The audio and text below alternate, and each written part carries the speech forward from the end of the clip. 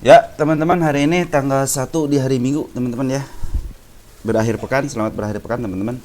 Dan sebelumnya ini bukan ajakan menjual dan membeli, ini adalah sebagai media pembelajaran buat kita ya.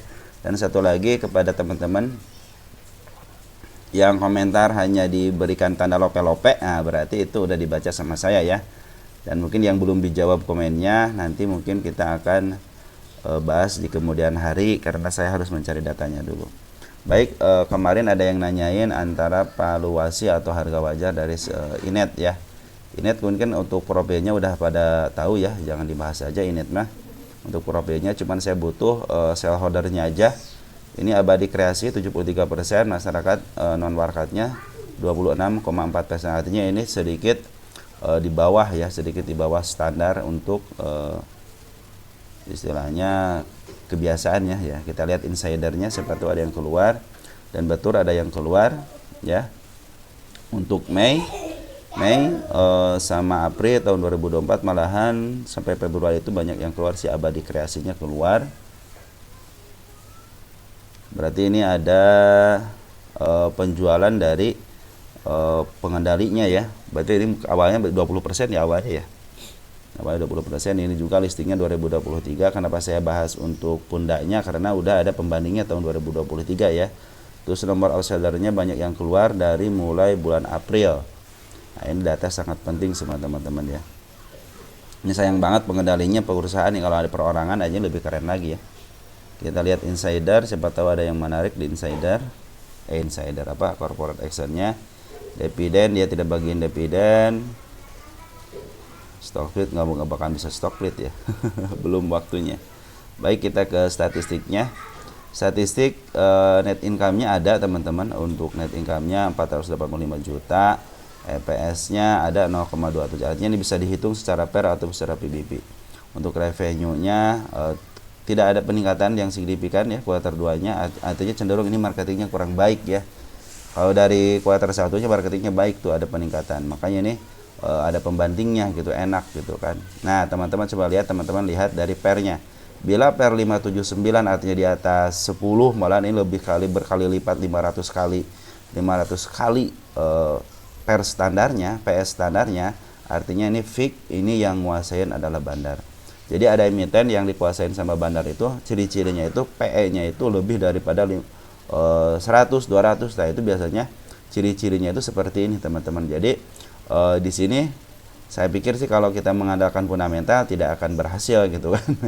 Maka kita akan suka mengandalkan alternatif kedua, yaitu alternatif candle ya, alternatif candle sebagai patokannya. Jadi saya pikir sih kalau untuk Inet ya, Inet kita akan lihat dulu valuasinya berapa sih harga wajarnya. Tapi ini karena ada EPS-nya, maka kita akan hitung EPS ya. Untuk sekarang PBB-nya 3,13, artinya mahal banget ya, 3 kali lipat. Terus untuk harga bukunya 28 perak. DER-nya tuh, cuma DER-nya kan nggak terlalu gede ya, cuma 0,01 aja. ROI-nya juga 0,54, jelek banget gitu kan. Dia tidak bisa menghasilkan laba yang luar biasa untuk menambahkan profitnya ke ekuitasnya. Terus untuk cash-nya 62 miliar, total equity-nya 216, cenderung isi cuma 1 miliar untuk long debt-nya atau hutang jangka panjangnya. Gross profit-nya menaik 40%. Terus revenue-nya naik 13,94% ya. Ya mungkin ini hanya beda koma aja ketika di revenue-nya itu nih 7,7 itu beda koma aja mungkin gitu ya. Cuman dibandingkan kuartal 2 sih ada keuntungan bagus yang meningkat ya, dari 211 ke 485 ya. 211 ke 485, terus dari 515 juga kuartal 1-nya ke 529, artinya ada peningkatan ingat ya. Emang revenue-nya tidak ada peningkatan gitu ya, kuartal 2 ternyata pas dilihat untuk kuartal 2-nya ada peningkatan, jadi bagus ya.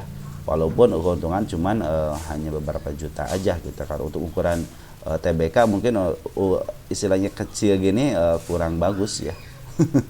Minimal miliaran, jadi enak ngitungnya ya. Kita lihat ke finansial dulu deh, finansial dulu.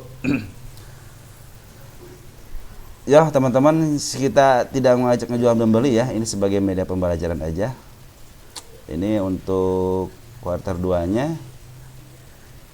Kita lihat tidak ada itu juga tuh kan. Makanya kalau istilah yang baru berkembang itu ya, yang baru listing gitu ya, kita susah untuk analisanya seperti inilah teman-teman ya. Nah, kita pakai analisa ini aja deh, anual aja by interim. Nah kita pakai quarter, coba quarterly, pakai kuartalan. Oke lah, pakai kuartalan aja ya biar enak. Nih ada peningkatan enggak? Total equity 465 meningkat, 2615 meningkat, 215 meningkat. Artinya sini sebenarnya karena IPO aja yang meningkat seperti ini ya. Dapat bisa dari tambahan IPO. Tapi ada peningkatan lah dari kuartal 1 kuartal 2-nya sekitar 216. Harusnya enaknya kuartal 2-nya gini nih. Nah, jadi enak sebenarnya teman-teman ya. Ada pembandingnya, cuma sini nggak ada pembandingnya ya. Tuh nggak ada tuh. 2023 nggak keluar.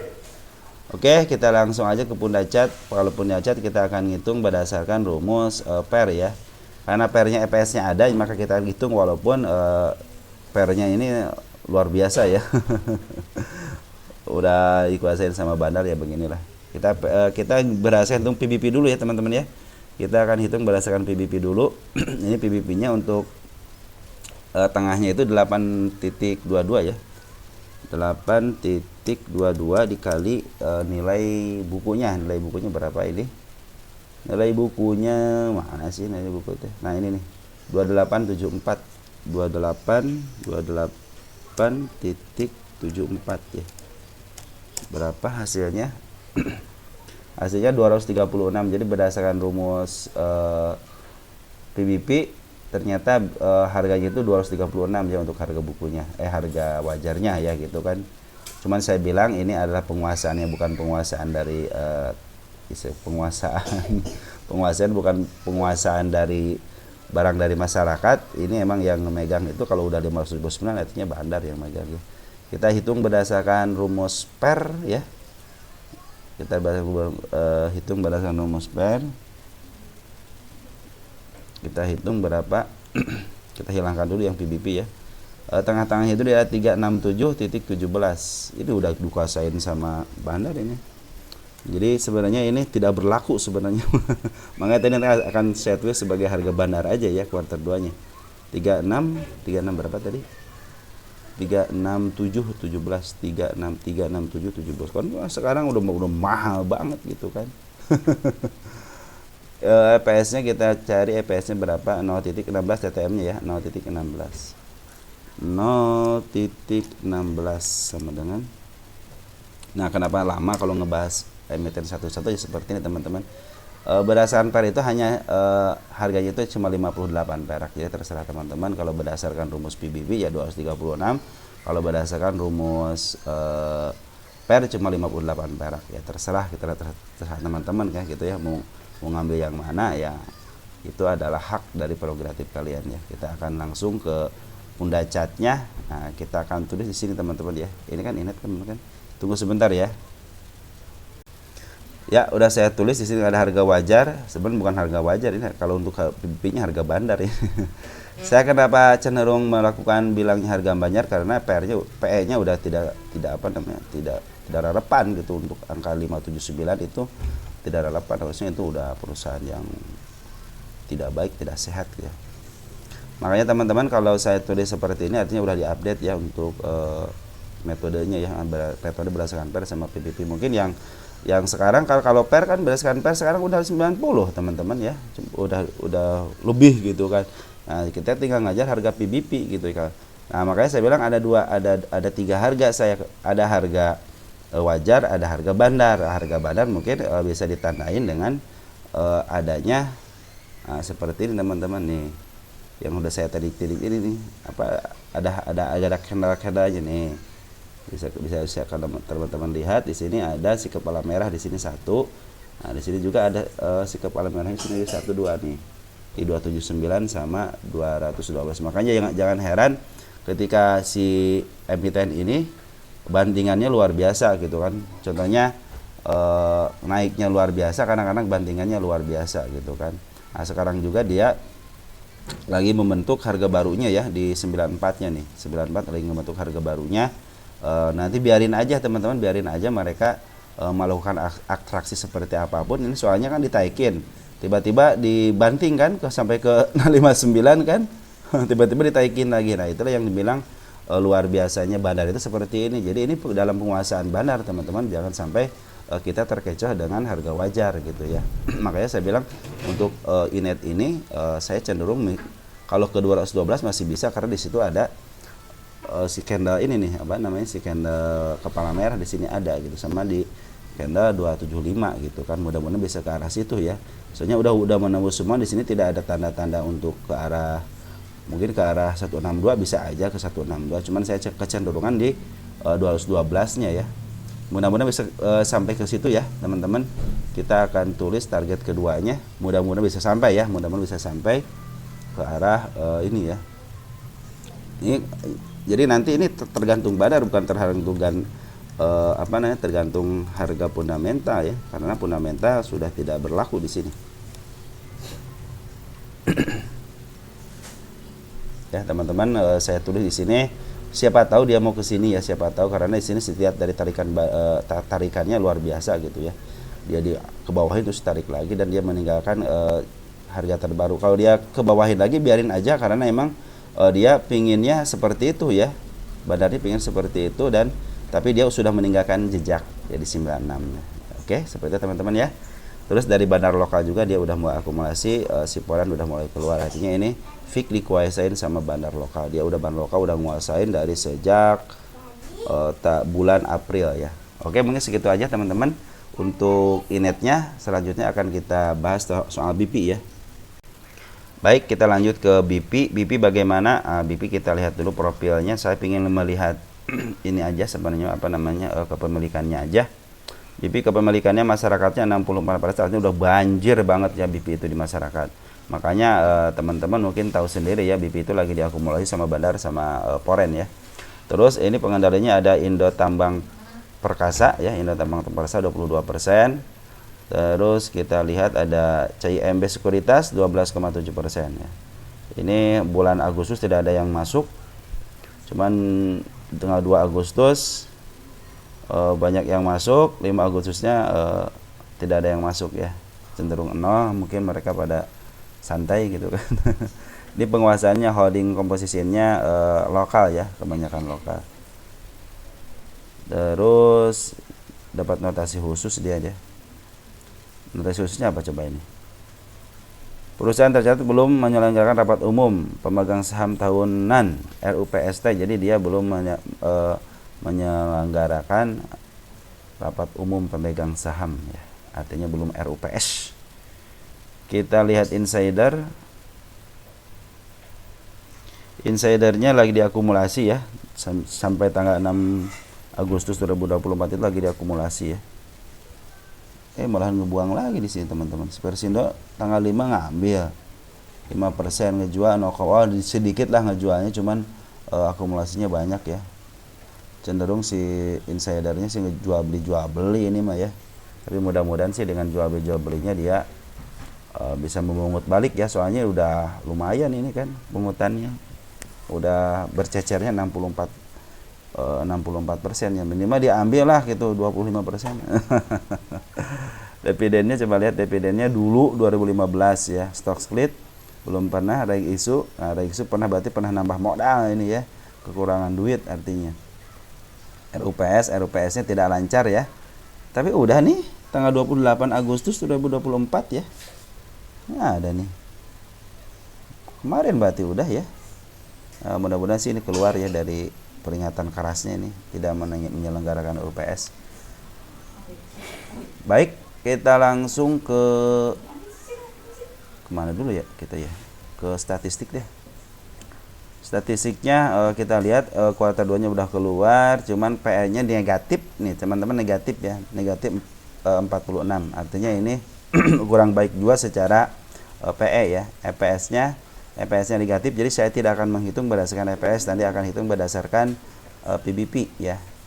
Nah, ini ada penurunan dari 273 ke 67 ya, pada penurunan. Terus dari sininya dari revenue-nya 3,0 ke 2,3, artinya ada penurunan juga ya. penjualannya kurang baik mungkin ya, karena kan kalau batu bara kadang-kadang naik ini minyak atau batu bara ya berhubungan dengan tambang lah, fluktuatif berdasarkan harga dunia ya. Mungkin sekarang lagi dalam posisi tidak baik-baik saja untuk pertambangannya. Kuartal satunya juga kurang baik juga ya untuk net income-nya kita lihat. Cuman untuk revenue-nya ada peningkatan dari 1,8 ke 2,1. Kita akan lihat nanti berdasarkan neracanya ya kuartal 2-nya. Tapi bagus dia masih menyampaikan laporan keuangan, artinya dia masih setia sebenarnya. Di bursa ini masih mau melanjutkan gitu ya. Kita lihat PBB-nya 0,51 artinya lagi murah. EPS-nya nggak ada ya, negatif.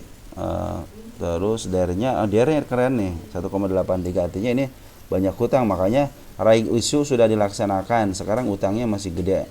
Bayangin aja hutangnya 13,1 triliun ya. Sedangkan ekuitasnya 7,7, artinya di sini tidak ada keseimbangan untuk